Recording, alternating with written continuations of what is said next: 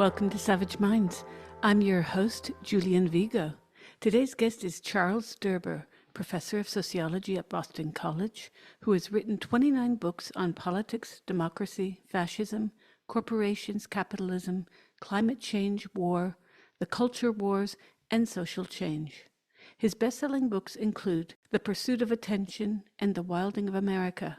He has written for and been reviewed in the New York Times, the Washington Post, the Boston Globe, Truth Out, and other leading media. His books have been translated into 14 languages. Derber is a public intellectual, shortlisted in 2006 by the American Independent Booksellers Association for Hidden Power, the best book in current affairs, who believe that serious ideas should be written in an accessible style. His most recent books include Who Owns Democracy?, Dying for Capitalism, Welcome to the Revolution, Moving Beyond Fear, Sociopathic Society, and Capitalism, Should You Buy It? I welcome Charles Derber to Savage Minds. I am so excited to speak with you. I loved your book. Thank you so much. What a topic you've written on, right? Yeah, absolutely. I was most interested in this topic because before I read your book, without the term sociocide, I had come to many conclusions on my own. I'm an anthropologist, so we work in cousin fields. Yes. I think since the rise of social media is when I really started to question all these alleged advances of big technology and what we call social media, which I still call a type of anti-social media, as it atomizes us. Yes, absolutely. You know, I've talked to students about this, and it's become more and more central in my thinking. So we might want to spend a little time talking about it, because the students are on social media. These are university students, about 5 hours, 6 hours, 7 hours a day on average. And they're feeling less connected than they were before. It's really interesting. So it's a big part of the conversation. Oh, absolutely. Plus, everything that's happened since basically the coronavirus, I think that served as this very dangerous petri dish. And some people with the pandemic side on the coronavirus pandemic and how it was very badly handled. It's almost as if everyone tried to handle it badly. Yeah. I'm speaking to you from ground zero of cray-cray. I don't know what Italy was thinking, but hey, they decided to go for the fear factor. We're going to get there because you do spend a good amount of time in your book discussing that as well. I'd like to kick off from your latest book, Bonfire, American Sociocide, Broken Relations, and the Quest for Democracy, where you address the concept of sociocide, what you describe as, quote, an existential threat to the very survival of society itself, breaking down social connections, networks, and associations, forms of social capital that are the fabric of a society and the foundation of democracy, end quote. This sounds rather apocalyptic on the one hand, yet given the current climate crisis, the political crises, it's also not surprising. And you write, I believe this is actually from your introduction, we now need to focus on American sociocide and policide as both a national and global emergency. Because America is the most powerful nation in the world, a shift toward American sociocide threatens not only the U.S., but much of the world. Corporate neoliberalism and the rise of far-right authoritarianism create extreme sociocidal and policidal peril for the U.S. itself. Trump's second term has brought the U.S. to the brink, threatening a political emergency for democracy.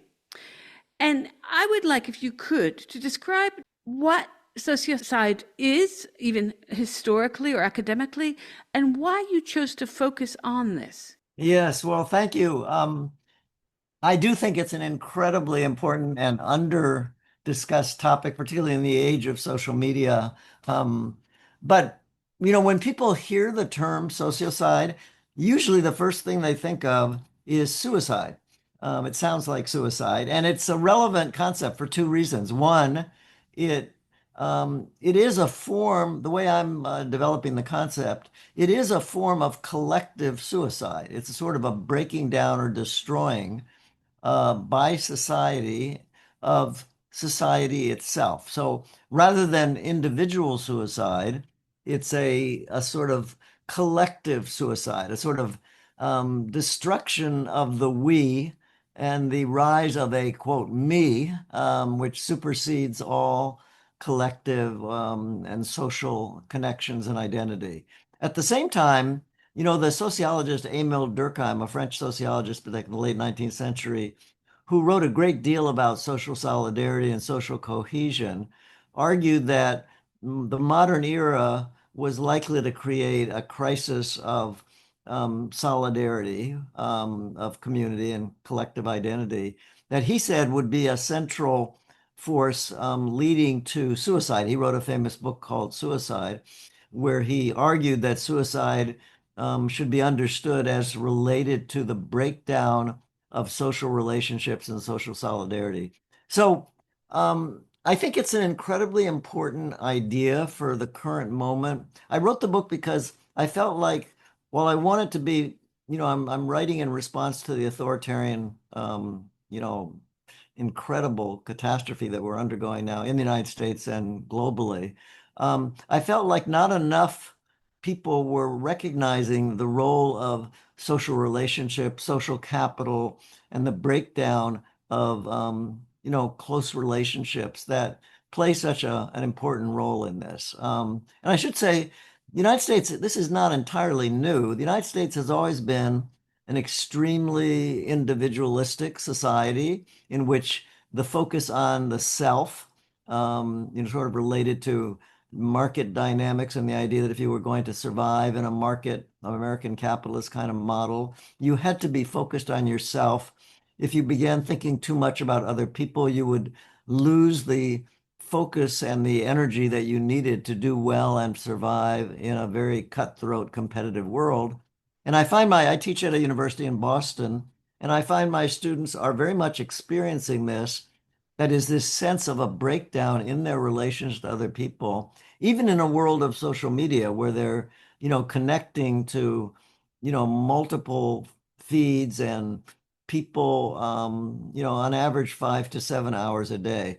So it's a particularly interesting concept because, as you said, people think of social media as connecting people, and there are forms of connection that are quite important, but it is also a way of breaking people apart. But this is not only a critique of social media, but of the broader cultural economic forces that are leading to this really, I mean, it's a catastrophic existential crisis.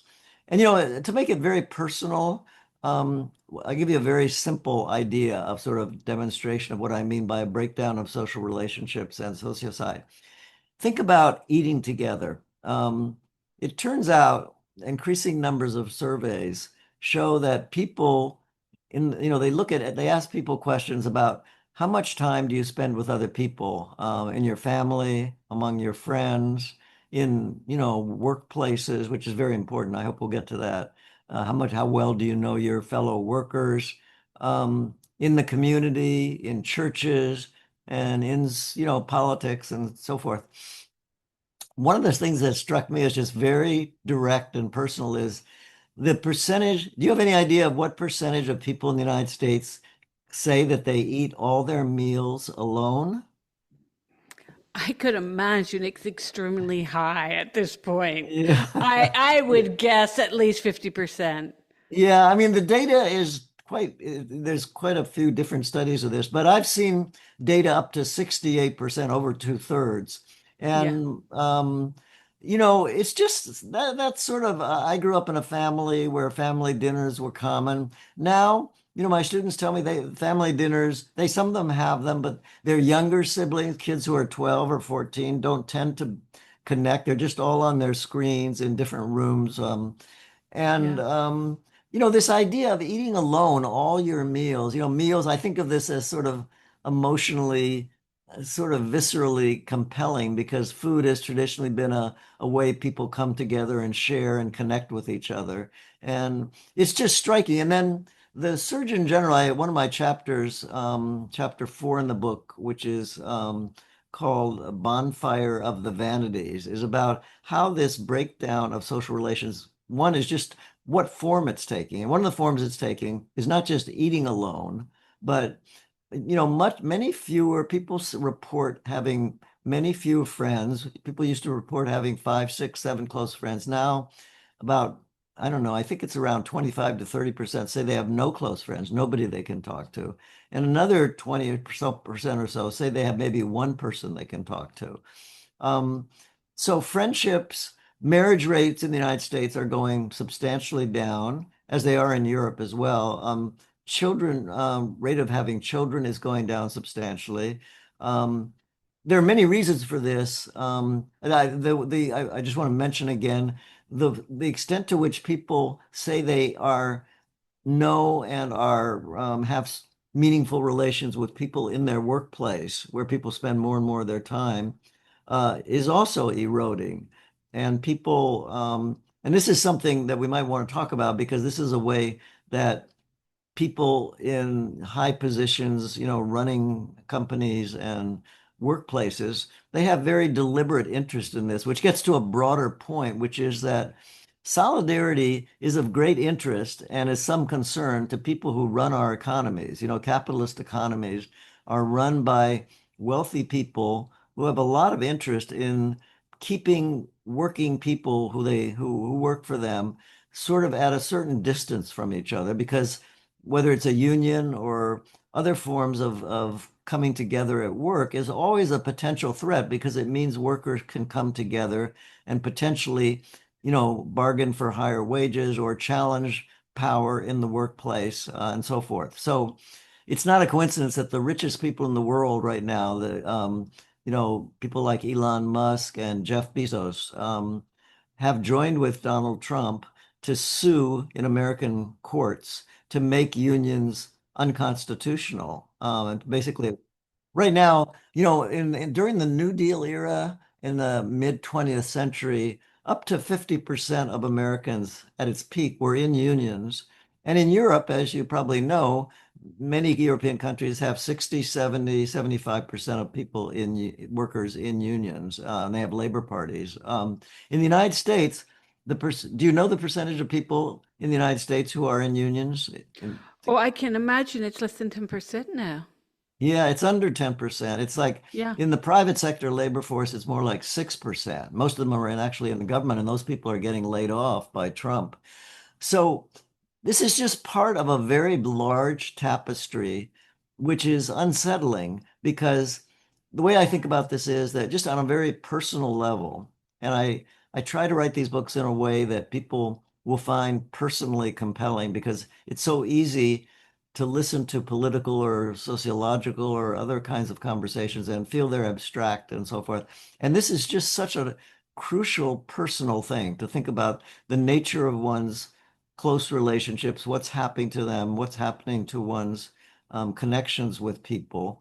And the idea of sociocide and what this book partly highlights throughout the book is the extreme dangers of a society undergoing tendencies toward a breakdown of the most important social relationships we have.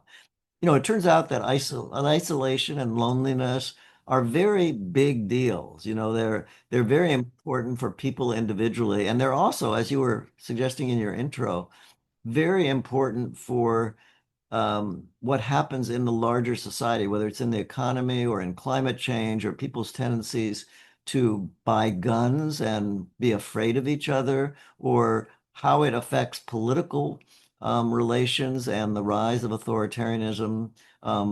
The famous philosopher Hannah Arendt famously said that she was, of course, very familiar with Nazi Germany, and she said in the 50s that the core force behind authoritarian regimes is loneliness and isolation. And that may be overstated, but it's an important idea. And this book sort of traces some of the ways in which the breakdown of relationships and this sort of emerging sociocide almost always leads toward more authoritarian and violent kinds of societies.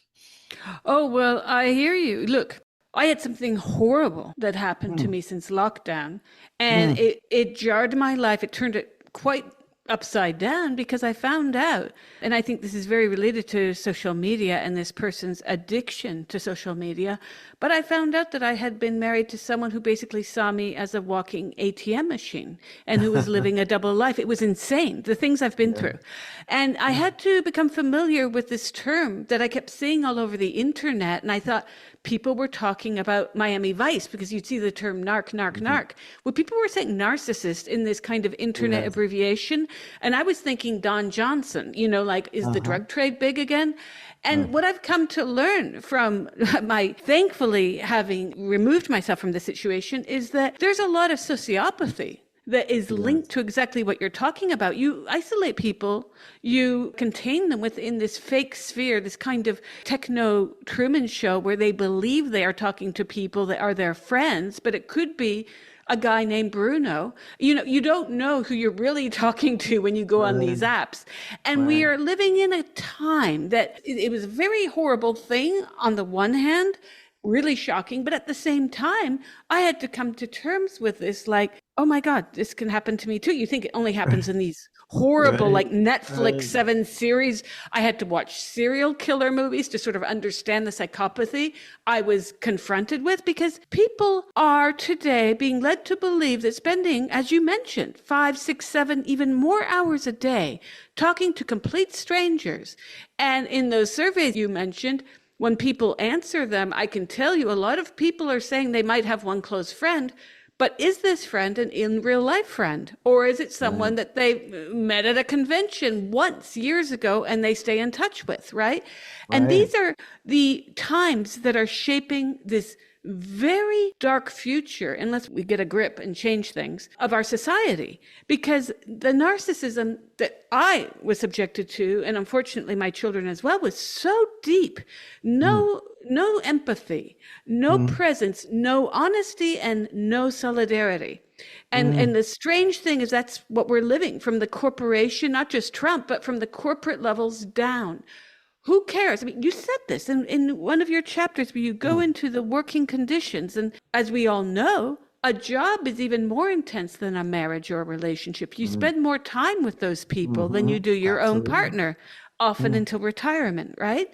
So you're in a relationship with people who, if they get sick or if you get sick, it's no longer the 70s where you can go to a occupational therapist and get help with. No, they'll replace you. The lack of unions, it's happening here too. Meloni, who knows what's going to happen now, but we had a lot of protests over Gaza in recent weeks. Has that done anything really for what's going on in Gaza or for even Meloni's status? So far, a bit of a Teflon leader so far. But what I wanted to kick off with, from your introduction was your very prescient first chapter where you deal with the robber barons, who a lot of our listeners know what robber barons are, but for the sake of those who do not, because the word robber baron was perfect. These were terms that were used by people like Upton Sinclair and many other journalists of the 19th century to describe, namely John D. Rockefeller, J.P. Morgan, and Andrew Carnegie. And these were the three framers in many respects of American capitalism. And you note the title of robber barons, given that all three men established a corporate system of wealth based on theft and exploitation of workers, writing, "The term robber baron is apt because they were transparently sociopathic. They openly celebrated their greed and bribed top politicians who protected their exploitative system. There was little pretense of generosity or civility in their relations with employees or their community." And you developed this chapter in part as a historical setup to the societal practices of what you call sociocide that these three employed in destroying the social relations of employment, the social fabric of employment that you focus on, and which I think is really important. You write, "There is still a concept of employment, but its social character is being eroded by legal, technological, and spatial transformations, which lead toward a postmodern workplace in some ways reminiscent of pre-capitalist times. The employment relation that persists remains sociopathic in the overworked and underpaid character of the worker. But the worker laboring in the emerging contingent worker order is expressly deprived of the legal and social character or expectation of a sustainable social relationship. End quote. When I read this, I thought of many things. I thought of Taylorism and what that meant in the late 19th and early 20th centuries. I thought also of Charlie Chaplin taking the piss out of it in his wonderful film, Modern Times. Right. And I thought of what I just told you about, what I was dealing with during lockdown years, of having a personal relationship with someone who was entirely sociopathic, because when you have a society of how much you can grab for yourself and that's it, we're teaching that to people, where society is now the haves and have-nots. I'm sure you have this happen with your students. When I was at NYU around 96, 97, I started to see an uptick writing letters for students to have unpaid internships. And I remember after I wrote the first few, I was like, but how long are you going to be doing this? And New York's a very expensive place to be unpaid. And some of them were not rich kids. Right. And I realized then that a lot of students would come and they talked to me about their options. They wanted to even go to graduate school to forestall those options. And now a lot of the options of, especially in the social sciences and humanities, yes, there are jobs, but there are also not jobs. It's almost like a magic 8-ball or a lottery in certain sectors.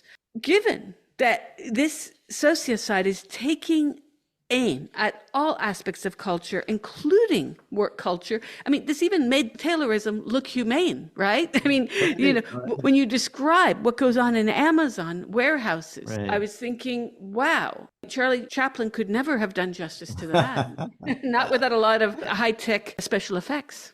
Well, thank you you're picking out really important selections to read from, and I appreciate that. And I also wanted to say, I'm sorry to hear about your own experience of this. It's, everybody listening to this conversation probably can relate to it in some personal way. So it's a painful thing.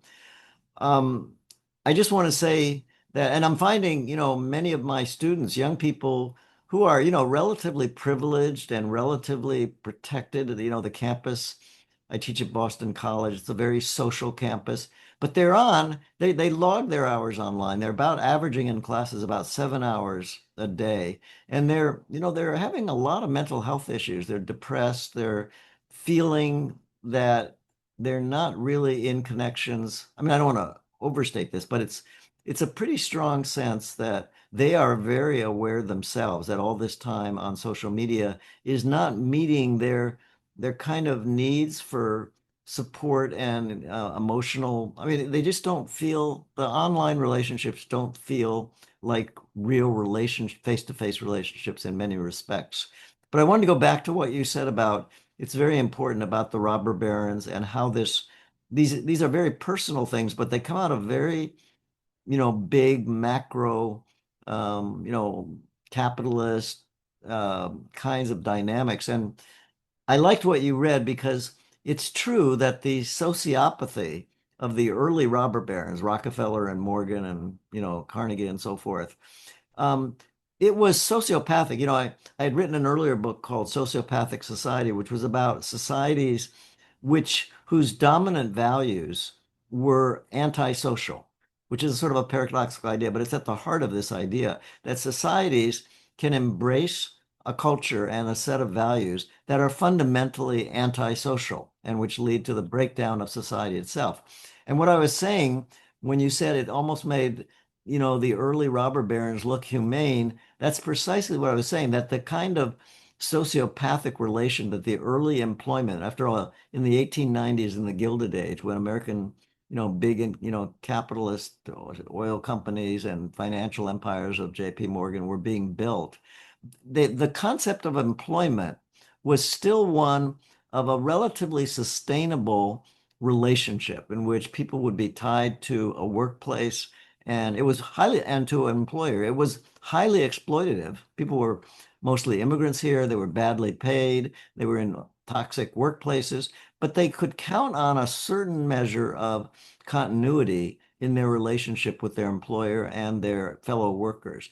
What's happened in the second Gilded Age, which emerged primarily, the way I think about it and write about it in the book, in the Reagan era with the rise of neoliberalism and the rise of these new robber barons of people like the people in Silicon Valley who run, these multi-trillion dollar companies like Alphabet and Google and all the very famous and very wealthy, tech companies that are so dominant. And by the way, when Trump was inaugurated, you probably saw the very famous photo. The first photo was Trump surrounded by the CEOs of the richest, the $7 trillion companies in the world, which were these Silicon Valley companies. And what's happening here is that it's, as you suggested, it's one stage beyond the sociopathy of the 19th century robber barons, because the new robber barons are committed to this legal redefinition and social redefinition of employment relationships, which breaks down the sort of notion of employment as it's existed as a kind of sustainable, if exploitative relationship, very exploitative, but that could persist. One could work in a factory for 20, 30, 40 years.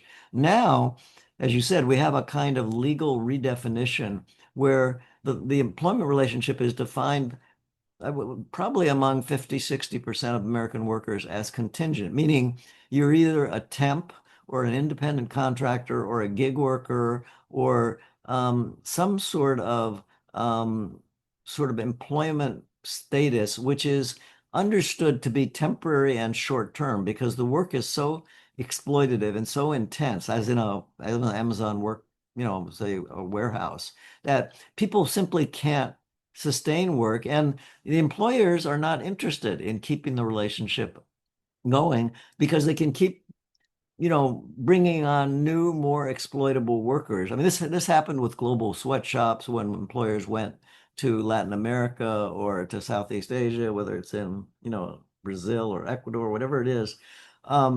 And now that's happening at home. When you can globalize employment, if you take that traditional employment and break it down so that you have no ongoing responsibilities and the sociopathy of the relationship becomes sociocidal, meaning that the relationship is not a long-term exploitative relationship. It's a relationship that's short-term exploitative and so exploitative that it will break down very rapidly so that the average employment, if you're a contingent worker, you might expect to work at Amazon for 1 or 2 years and then you burn out. The same is true of many other forms of service work.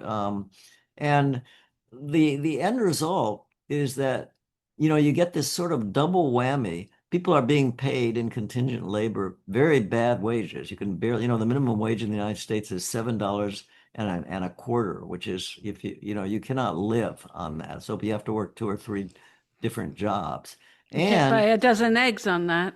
yeah, you can't buy much on that, let alone given the price of it. But you have this crisis for the great majority of people who are, it turns out 60% of Americans are not college educated. So these are people who are largely working in what we think of as traditional working class jobs, mostly in the service sector.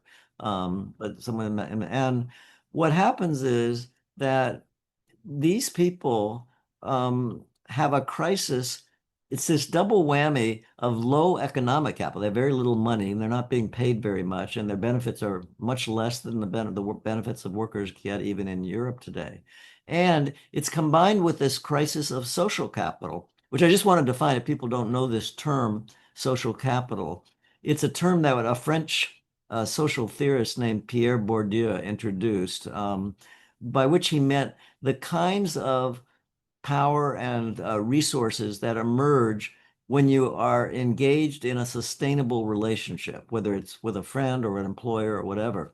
And when you have I think in a way you can define a sociocidal society as a society based on the double whammy of low economic capital among the working population tied to very low social capital, the kind of rewards and resources that come with having strong social relationships. It turns out, and I didn't know this until I had read, even though I've written about this for a long time, that when you look carefully at what parts of the population have the lowest social capital, have the lowest level of friendship and eat more alone, alone together and so forth. That group is the same people who have low economic capital. It's the working classes because they're working longer hours because they just aren't making enough money to survive unless they're working, two or three jobs, so that doesn't leave much time for a relationship, particularly because they don't have many relationships at the workplace. And second, they're living in communities, neighborhoods, which are understood as what the term that's used is social deserts or civic deserts, by which it's meant there are not public spaces. This is particularly true in the United States. I think it's less true in Europe. But these civic deserts are spaces which are turned over entirely to sort of commodity production. They're not spaces which are designed for people to develop social and public relations. In other words, they're not public gardens or Hmm. parks or Hmm. cafes where people can just sit and talk, as is characteristic of so many places in Europe. There's simply no space, not even grocery stores often, where people can go shop and in some way talk to the people at the store. So it's kind of, you know, it's the people who are in Trump's base. This is really important to understand, are the people who are very low, the lowest in American society on both economic capital and social capital. In other words, these are people who are really under economic pressure and stress, and they don't have the social relationships that give them the support to endure that stress or to gain more economic capital. So, and it's interesting when Americans have studied, political observers have studied the people who go to Trump rallies. Many of these people say they tend to follow Trump around because the one place that they find is not a civic desert for them, where they can actually connect with other people, is in these Trump rallies. They get to know the other Trump girls or Trump boys.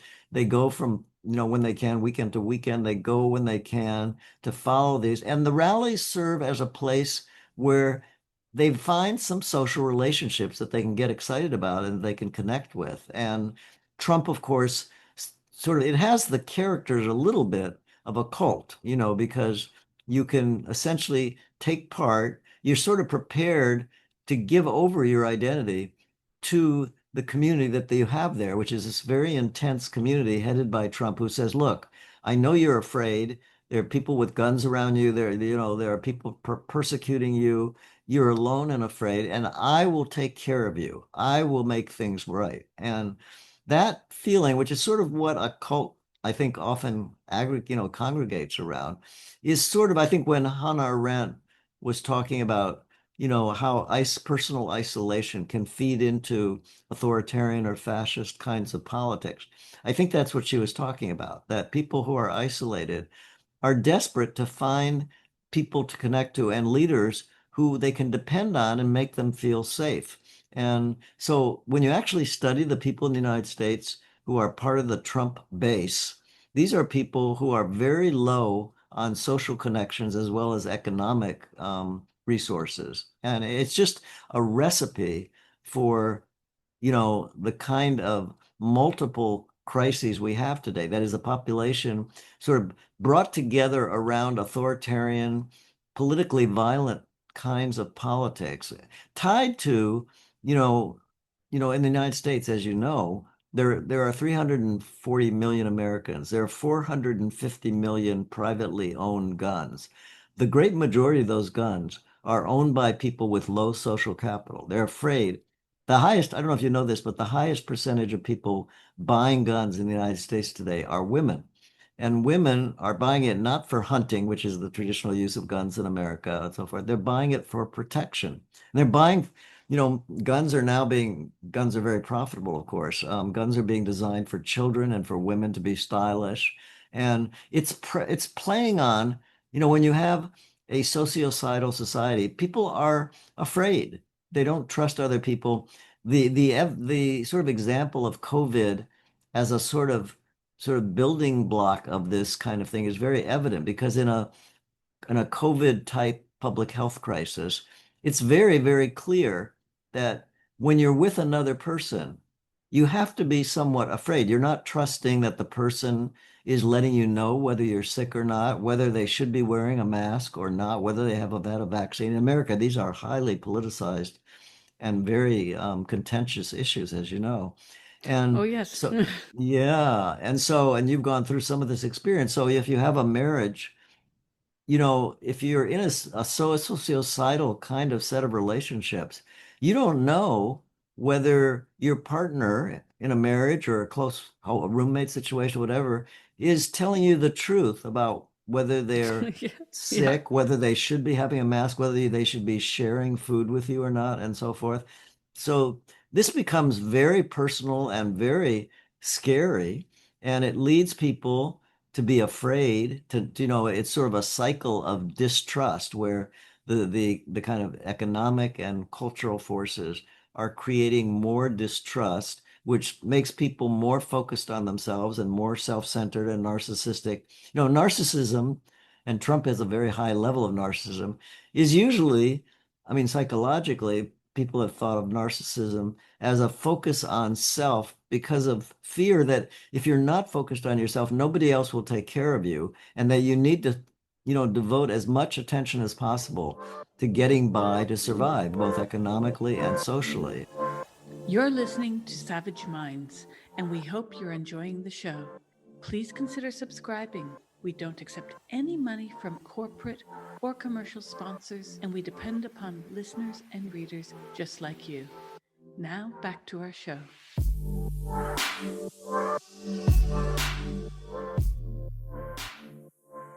If we look at not even Republicans and Democrats, but just look at the American political structure since, and you do talk about this in your book, I'd say definitely since World War II, but certainly since Reagan.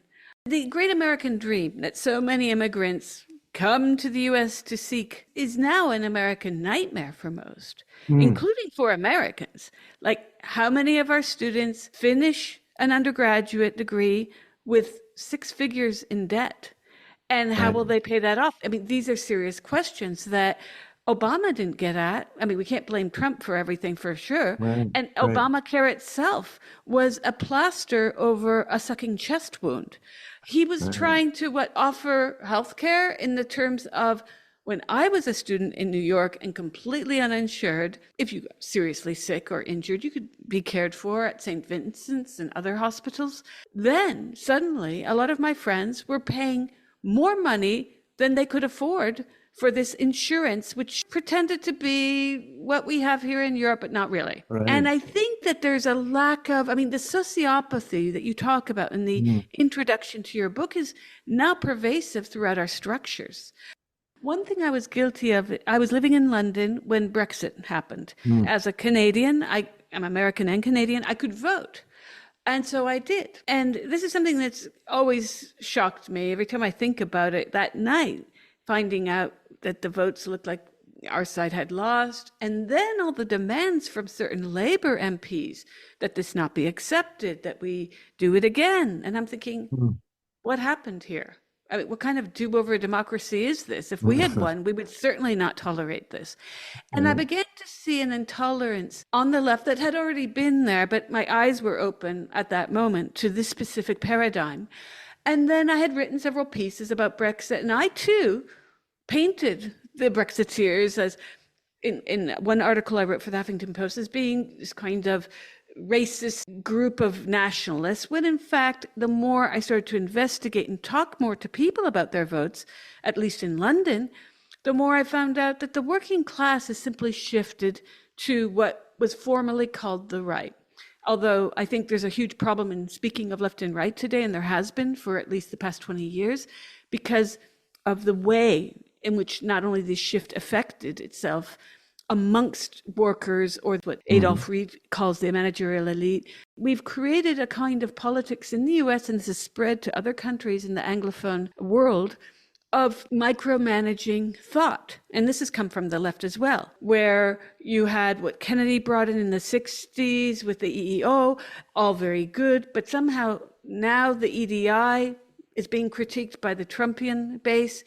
And I thought, when those critiques came in, I thought, well, we do have to have a discussion. We do need to talk about where we are, because when we start to look at what's wrong with America, or even what's wrong in Italy or France, this isn't about race, this is about class. And I think what we've allowed ourselves to do in the States is to go after political pundits and political parties where all the leaders have been failing us. I mean, I was very disappointed by Sanders, for instance, and his Mm. withdrawing Mm. basically a certain mandate of the people. And I have to say, I mean, I'm very far to the left, but I've become very in tune to listening now to a lot of people from the right who aren't the racists that MSNBC or Rachel Maddow would have us believe.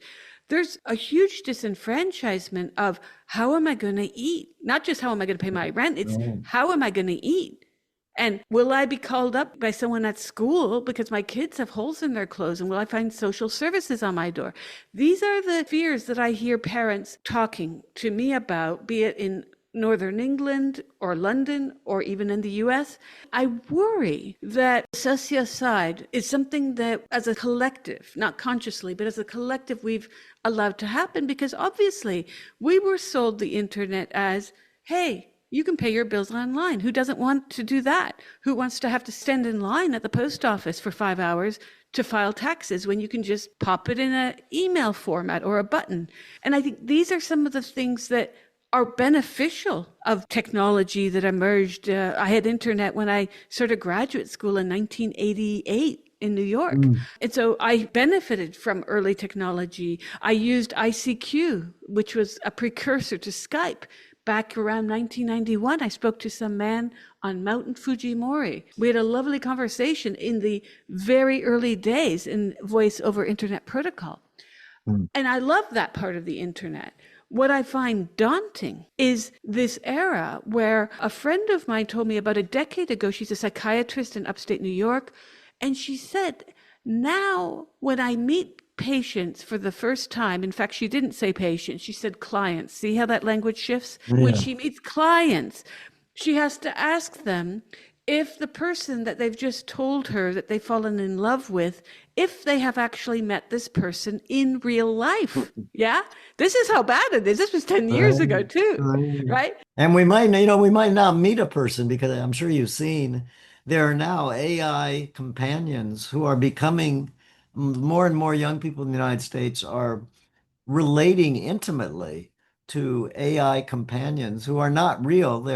But they are very capable of emotional responses. And there are people actually getting married. It's a different kind of legal arrangement, but people are finding substitutes for the very depleted, real world social relationships available to them. But I just wanted to say, I agree with you that this goes way back prior to Trump. But it's not just the rise of the social, the eco structure of social media and the internet.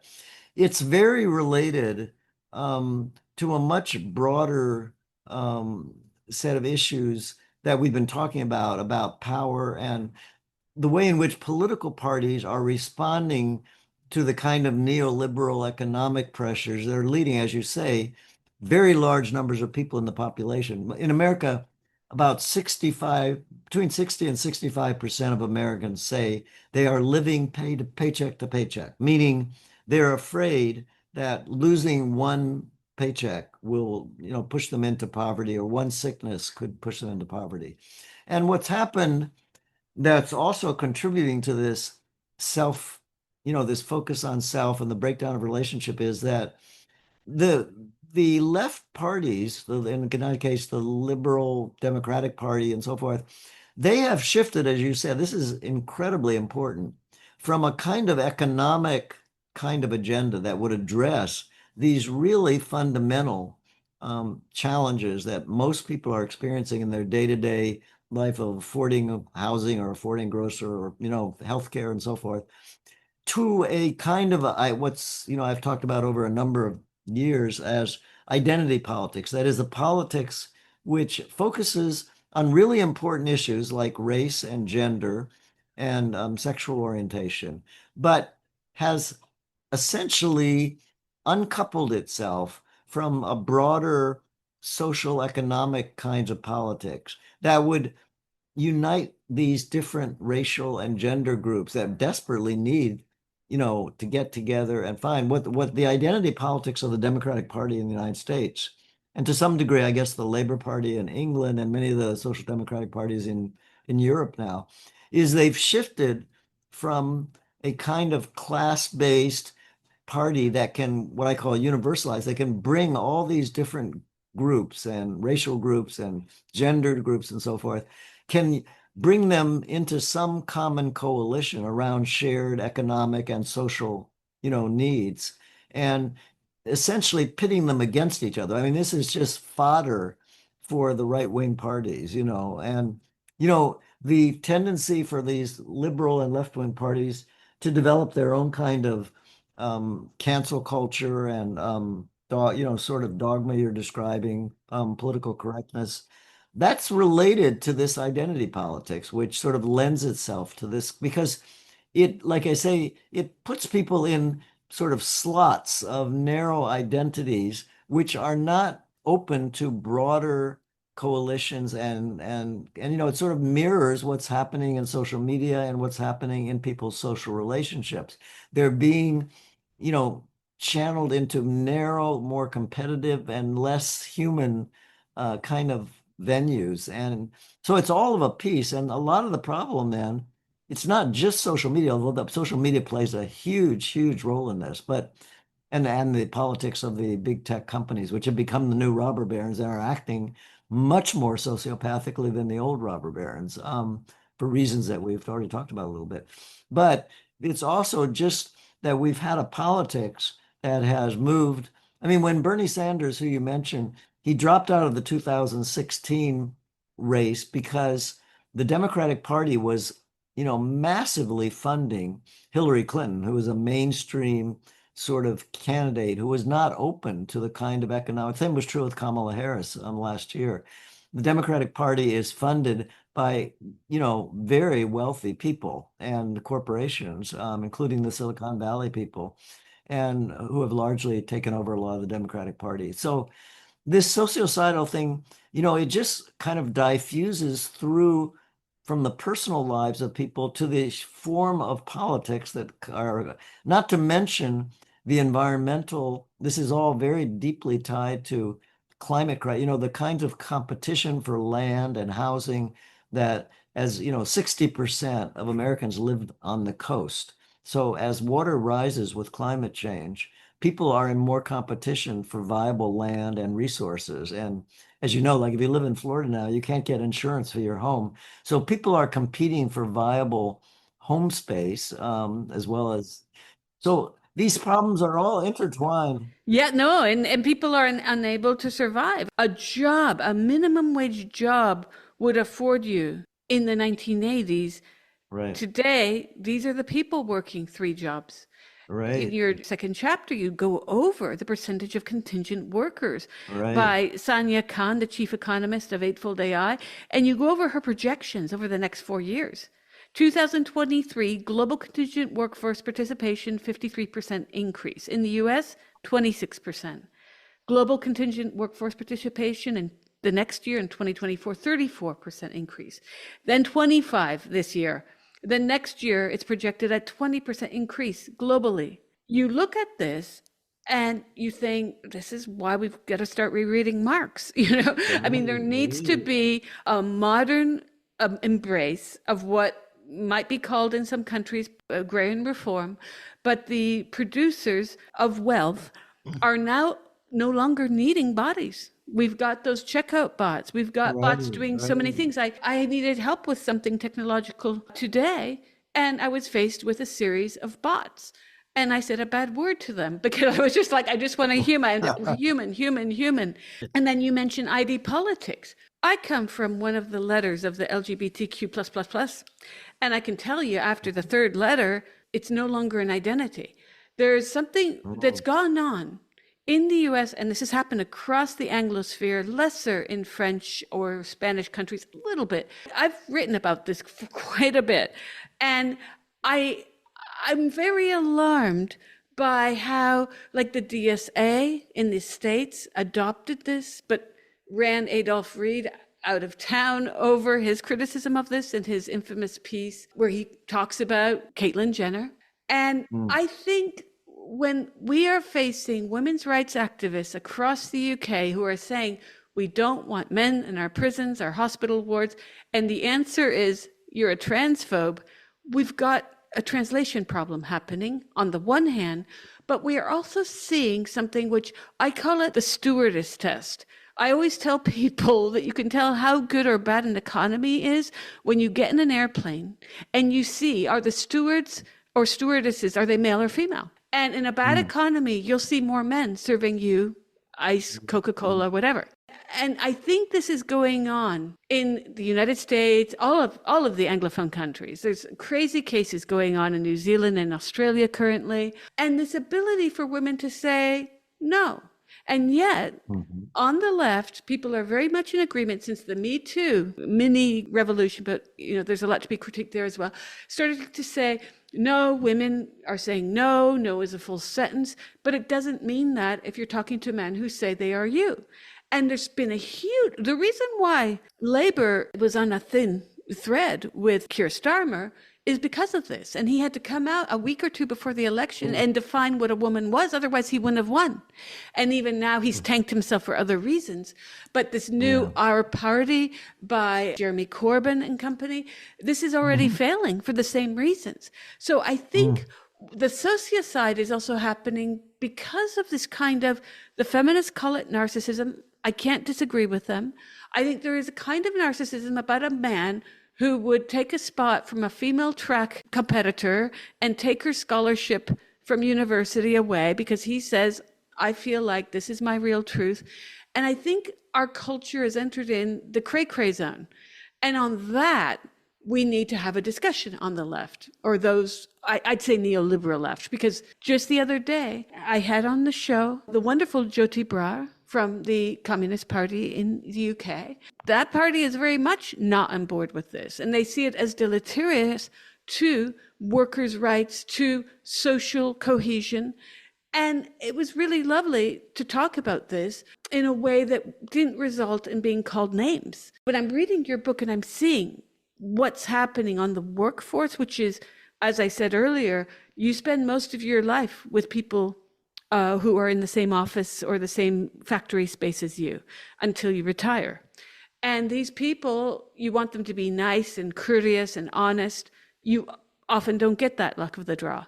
But one thing that I think a lot of people did not plan on since Ronald Reagan and Thatcher, certainly, was the disappearance of work. And the fact that now they're doing these kinds of, you'll see it on CNN, this is an experiment in this town in Northern Ireland where they're giving people free money. Well, these social experiments are meant to see how far capitalism will be able to keep the man down, as they say, how far capitalism can keep profiting off of a large percentage of society working 2, 3, 4 jobs. And when you mention how many people aren't sitting at a table to eat, that's why. I mean, it's one thing when I was in graduate school, grabbing a slice of pizza from Ray's Pizza and walking from one part of Manhattan to another.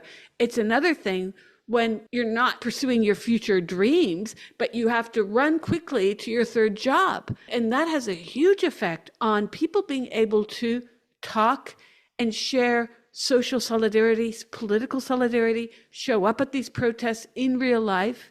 We're seeing all these protests about Palestinians and how many people can't even afford the bus ticket to get there or afford the time off of work to be there in solidarity, right?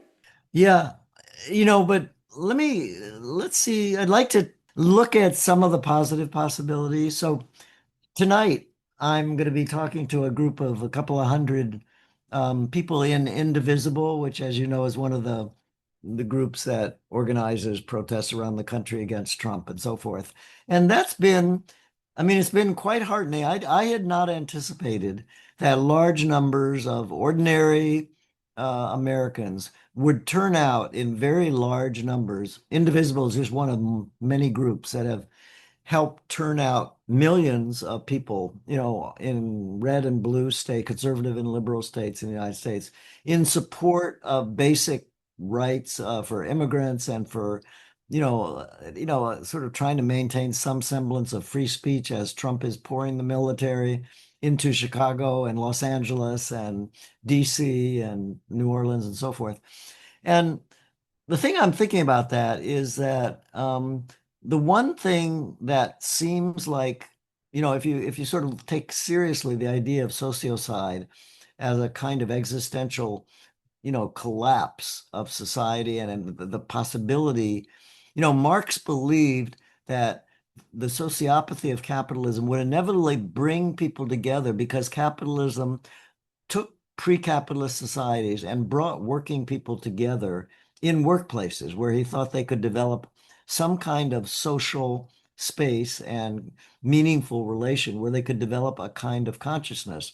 And for the reasons we've been talking about, the the capitalist system has found a way to deal with, which is ultimately to sort of try to push people back toward a more pre-capitalist model of employment where people are dispersed. They're not working together in a common social space.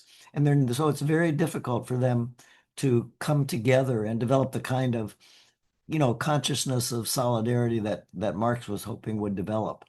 But, you know, while that's all extremely bad news for, people who want to see a better future, at the same time, we're seeing millions of Americans in this very, sociocidal, narcissistic, sociopathic environment coming out with a lot of, dangers. I mean, the fear, I don't know how much you're experiencing this in Maloney's Italy, but in the United States, almost everybody I know is afraid. They're afraid of losing their job if they speak out, of getting prosecuted, of not getting their visa renewed if they go abroad. Um, and yet, millions of people, in the last 6 months, what's happening is that this is the contradictory side of social media and of in-person sort of resistance. We have a very robust resistance movement in the United States right now. It's probably turned out in the last, I don't know, since January when Trump came in, there have probably been something like 12 to 14 million Americans who have been out on the streets repeatedly protesting, across the country, often to support immigrants or furloughed or for like we're in the middle of a government shutdown right now.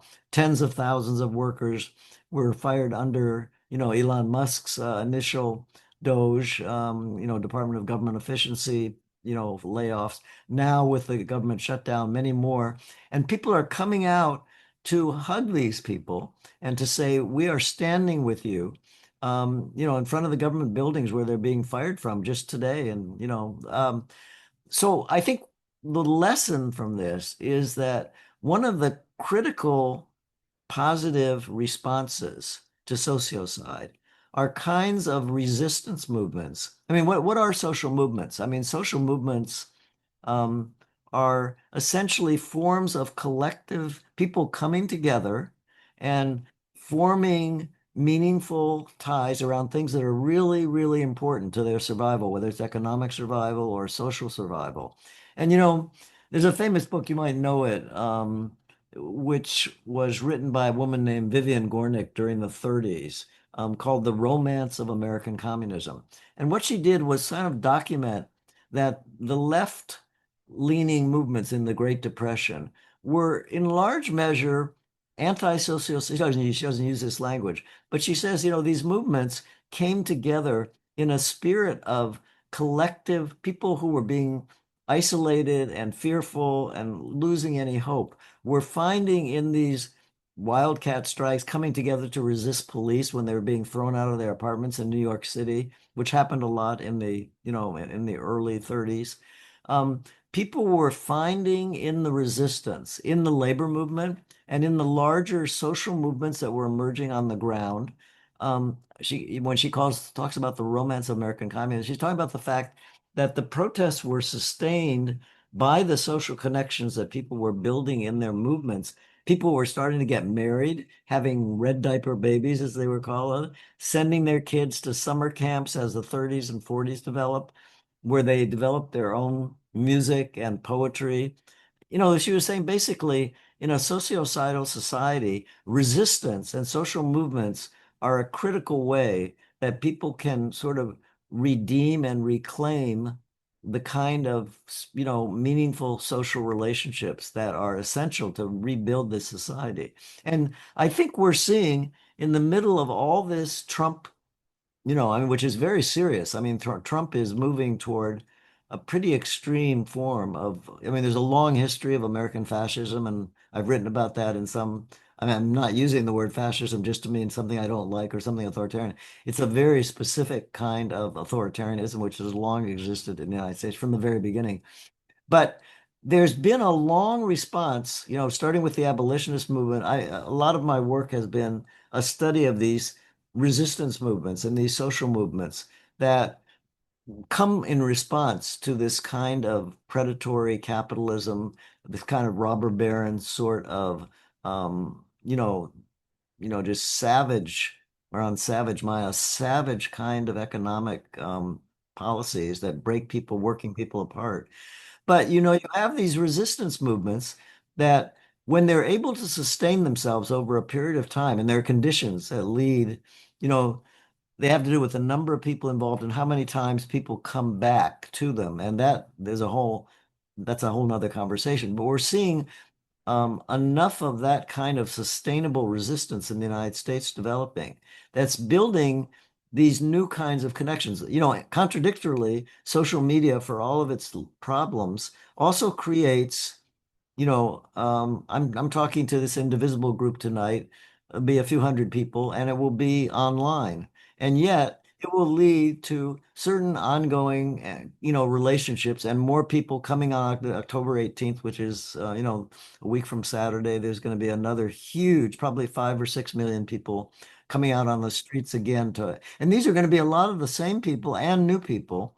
And sort of like, this is worth noting, so that people, when they hear this conversation and think, oh my God, these people are just so deep into the dark apocalypse.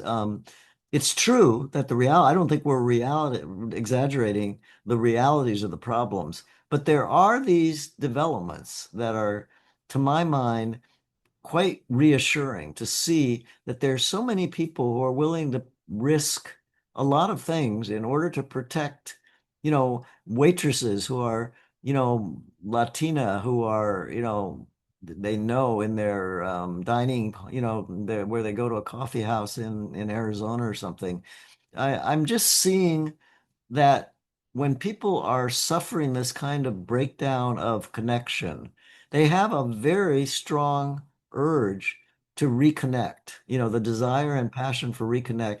We don't have great institutions for doing that, but these resistance movements are emerging in a way that is hopeful, that you're finding that people, even people who are very scared and are looking for money to pay for the rent, are able to come together and find ways of, being together and working together on these things that are so important to them. So I just want anybody who's listening to this to realize, and in a lot of the books I do, they do, like the Bonfire book that we've been talking about on sociocide, despite these very, very apocalyptic sociocidal perils, I do see, the one thing I always loved most about Marx was that he believed that history was driven by contradictions and that contradiction was the primary engine of historical development. And that's sort of what I keep trying to keep my eye on, that the very sociocidal forces like social media, which are, pulling people apart and creating this kind of incredible narcissism and despair and so forth, the social media that are so much a big part of this are contradictory. They really are incredibly contradictory. They drive people apart. My students, 7 hours on, they say, yes, they are driving me insane. I'm not making good connections through them. They're harming my mental health. My students are on sleep medications and antidepressants. And I mean, I just never was aware of how much people are suffering. At the same time, they are developing, partly in response to their distress, new ways of living and new kinds of associations, new kinds of protest kinds of things which are bringing them together because they're suffering from the same sociocidal, sociopathic culture. They know it. They know what they're dealing with. They know when they're in study groups for exams, they know they have a temptation to withhold information so they can do better than their fellow study group person and how they do on the exam. But they're conscious of it and they're able to overcome it. So I don't think people should totally despair about this. It's a very, very dangerous situation we're in. Also, from the point of view, when I was reading your book at one point, I thought of Neil Postman's Amusing Ourselves to Death. And if you Yeah, recall in that book yeah. where he talks about how television has transformed certain subjects of politics in news, history, into entertainment. It's become Mhm. show business. We are getting that. And what worries Right. me, That's what social media is. My exactly. students tell me that when I ask them, why are you on TikTok or Instagram 7 hours a day? They say it's entertaining. It diverts me from all the problems I'm dealing with in my life, so it is that. But at the same time, there is this contradictory thing. The students I know who are highly politicized are incredibly skilled with the internet. They do all kinds of things in organizing online that they could not have done prior to the internet. And while it has incredible dangers associated with it, which they're very conscious of, it also creates, I'm in awe at the way they can create meetings, of significant numbers of people online, and it makes a difference. And so I think this idea, people on the left who are very, familiar with Marxist type of thinking about the economic and social crises we're talking about, I think they would understand this idea of contradiction and the idea that the very forces that are creating these problems, for example, social media and the internet, are also forces that offer opportunities for challenging these large systems of power. And so I think we don't want to leave people with the idea that they're just totally being subjugated by this power of these social media elites who are, sitting with trillions of dollars. They are, and they know it, and they're in a terrible situation. But there are ways that they're finding to respond. Like this new No Kings protest, which is coming in 10 days. It's probably going to get another 5, 6 million people out on the streets. The 3.5% rule, which is the thing that Chenoweth at Harvard came up with, which is the idea that if you manage to get 3.5% of the population out on the streets in anti-autocratic protest, whether it's in Hungary under Orban or Poland or, Brazil under Bolsonaro or wherever it is, you begin to get a critical mass as long as you bring in institutionally significant forces like unions, for example. So in the United States, we have largely women-led unions, like in the nurses and teachers and stewardesses and so forth, who are mobilizing tens of thousands of labor people, like in this protest that's coming up next week. It would happen during Labor Day. It's happening in these October 18th No Kings protests.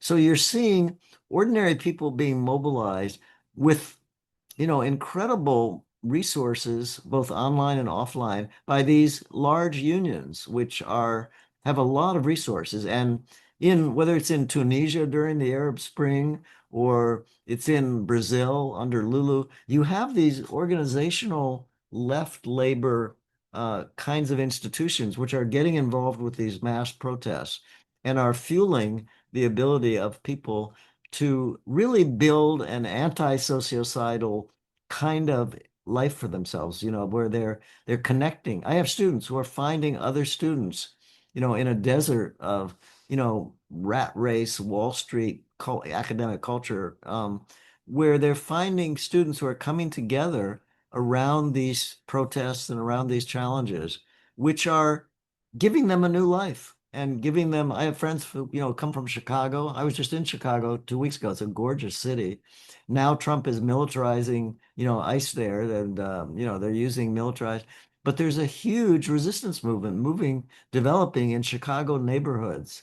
And it's really robust. I mean, you're getting large numbers of people out on the street in Chicago who are standing up to these masked, militarized police in Chicago neighborhoods, and are standing up and fighting back. And I mean, they're fighting nonviolently, but it's just so I see in all this despair, um, and there's really a lot to be despairing about. There's there is this robust response, which I did not fully anticipate, and which is sort of a sign that, the very conditions that give rise to all this despair and, guns being bought and people feeling depressed and isolated and, breakdown of marriages and, people just feeling alone. There is a contradictory set of forces arising, which is helping people sort of understand what's going on with them. They're thinking more about these forces in society and they're talking about it. Like I raised in a class these ideas about sociocide, and I asked them to think about it as a problem in relation to economic inequality, cultural, social media issues and so forth. I mean, social media issues are very big. They really care about inequality, economic inequality, but they found the issue of sociocide. I was very surprised as the most important personal problem they were dealing with. I mean, they're all on these medications. They're on ADHD, Adderall type stuff. They're on sleep medication. I had no idea that the student culture was so medicated. It's a sign of how how immediate and visceral, sort of like your story about your own relationship. These are very real issues in people's lives. And I wrote this book because I knew that it was very personal and that people had to understand, sort of like one of the things we learned out of the feminist movement, that politics is a very personal thing. It starts in the bedroom, in the kitchen, in in everyday personal life. And so I'm finding that the current environment is making people aware of just how personal these big social, political, and we just don't have enough academics, enough writers, enough journalists, enough movements that are helping people bring together the personal and the political. I mean, you remember the famous sociologist C. Wright Mills who wrote about the sociological imagination, where he said the heart of the sociological imagination is helping people understand the connection between their personal troubles and the public issues that are dominant in the economy and the society. And that's kind of the moment we're in, where people are experiencing profound personal troubles, but they're not going to be solved by drugs and by psychiatrists. They're going to be solved by these collective forces that are bringing people out on the streets together, bringing people together to form. We had more labor organizing in the last year in the United States than we had since 1963. So, despite the weakness of unions, there's a very strong, and women are playing a very important role in this, by the way, a really strong development of labor. And it's important because the labor movement for now, for example, you probably know that Sean Fain, the head of the UAW, came out, he's organizing on campuses, both workers on campuses and students on campus. And during the Gaza protests back in the spring of 2024, he was bringing the UAW in open revolt against what was going on in Gaza. And that was just incredibly important because the labor movement has been so weakened by its sort of during the Cold War period. The fact that most major American labor unions were Cold Warriors and they were totally buying into the anti-communist kind of ideology that was weakening the power of labor because the military system in the United States, the war system is so central to everything we've been talking about as well. And the fact that we now have a labor movement that is beginning to challenge, the wars that the Democratic Party and the Republican parties have both been so bought into is really a profoundly important thing. So we have a labor movement that's beginning to go beyond traditional collective bargaining ideas in the United States and is challenging American war system. In a funny way, Trump put his finger on many of the things the Democrats had long abandoned. I mean, he gave a critique of globalization, he gave a critique of militarism, but of course, his policies are doing nothing to solve those problems, or very little to solve those problems. He's making them much worse. But it's a wake-up call of how badly the Democratic Party has been bought up by, this is part of the neoliberal political reality, that we have I used to call them Bush and Bush Light. We have uh, two parties of big business, and we need to reconstruct the Democratic Party. And that's beginning. There's another positive thing going on. I just want to say that I don't know how much you've picked this up in Europe, but in the United States, the Democratic Party, which is, running at about 30%, it's lower popularity than Trump, who's about 40%. But there are a growing number of Democratic, including senators who are not just people like Sanders and AOC, but people like Chris Von Holleness, Chris Murphy, Jeff Merkley, a bunch of relatively mainstream Democrats who are moving toward a more left populist kind of politics. And the Democratic Party, partly by the emergency that we're in, is beginning to move in a new direction. That's being pushed from below by, so in New York, you've got Mamdani running as a Democratic Socialist. He's using social media, another contradictory thing, to run a very different kind of campaign. This is happening to younger Democratic candidates in Nebraska, Oklahoma, more conservative states. You see these developments. I mean, the Democratic Party has been, Clinton, Obama, were in many ways responsible for Trump. And because as you were saying, Trump put his finger on a whole bunch of things the Democratic Party had normalized and was basically not challenging. And so now, in the midst of this catastrophe that Trump is doing, and in the midst of the sociocidal catastrophe that we're enduring, you've got people on the streets in numbers that we have not seen since the 1960s, probably. And we've got, people being mobilized politically in the Democratic Party and outside the Democratic Party that are really hopeful, because you're seeing the rise of a kind of voice inside the Democratic Party that is forcing the Democratic Party out of this militarism, particularly around Gaza and the horror of what Kamala Harris and Biden did around the Middle East, and the Ukraine war as well in many ways, and the globalization of the economy and so forth. So, and the rise of a labor movement that is showing some new energy in terms of the kinds of issues it's prepared to really focus on. So I just want to say that again, I've said it several times, so I think I've said it enough, but that what I've tried to do in the book is show how utterly existential and serious the sociocidal crisis is. This is a breakdown of the very conditions that make human life and social life possible. We're wired to be social people.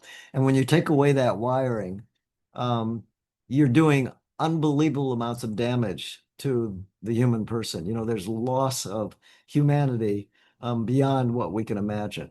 At the same time, there are these Marxist contradictory forces that are allowing us to rebuild, human connection. And that is just incredibly important. And I think people need to understand it and have some belief that, we are capable of reconstructing ourselves as dark as things are. So I'm hopeful that when people read this book, they will find some sense of possibility. That once you understand the nature of the problem and just how utterly deep and anti-human, anti-social it is, that we can rebuild the social, because rebuilding the social is sort of like oxygen. It's like you can't breathe without the social, and people are starting to have trouble breathing because their social is being destroyed, and including on social media, which is not very social, as you said. It's quite antisocial. So we need to reconstruct the world of social reality, and I think we're at early stages of doing that. So, we shouldn't despair and we should not give up.